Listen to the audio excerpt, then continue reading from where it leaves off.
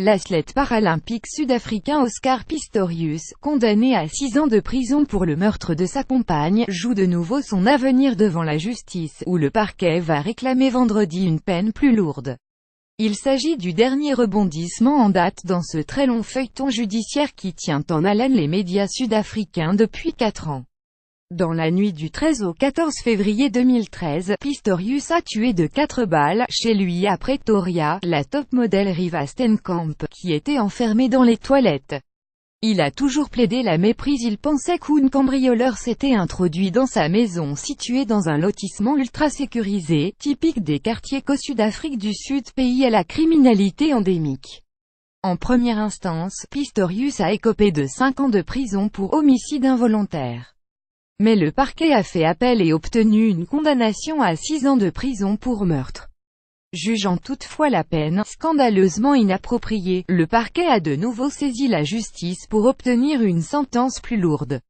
La Cour suprême d'appel de Bloemfontein Centre doit entendre vendredi ses arguments, ainsi que ceux de la défense, en l'absence de Pistorius. Elle devrait rendre son jugement à une date ultérieure. Le meurtre est passible d'une peine minimum de 15 ans, a rappelé à l'AFP jeudi le porte-parole du parquet, Luvuyo Mfakahu.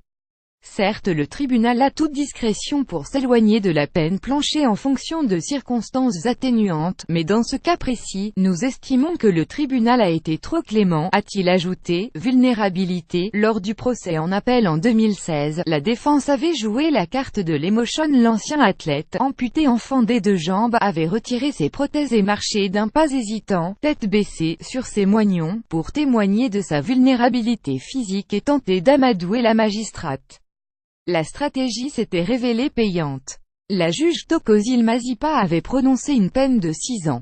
Elle avait estimé que les circonstances atténuantes l'emportaient sur les facteurs aggravants et justifiaient de ne pas imposer la peine planchée de 15 ans pour meurtre. Elle avait notamment énuméré la vulnérabilité de Pistorius au moment du drame, puisqu'Oyel était sur ses moignons, ses tentatives vaines de ranimer Riva Steenkamp et ses demandes de pardon auprès de la famille de la victime.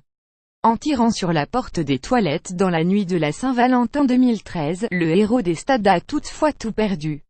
Ruiné, dépressif selon la défense, lâché par ses sponsors, la belle histoire de Blade Runner, le coureur handicapé qui s'alignait au Joe de Londres de 2012 avec les valides, muni de ses prothèses de carbone, a volé en éclats. Il est actuellement détenu dans la prison d'Atteridgeville, dans la banlieue de Pretoria.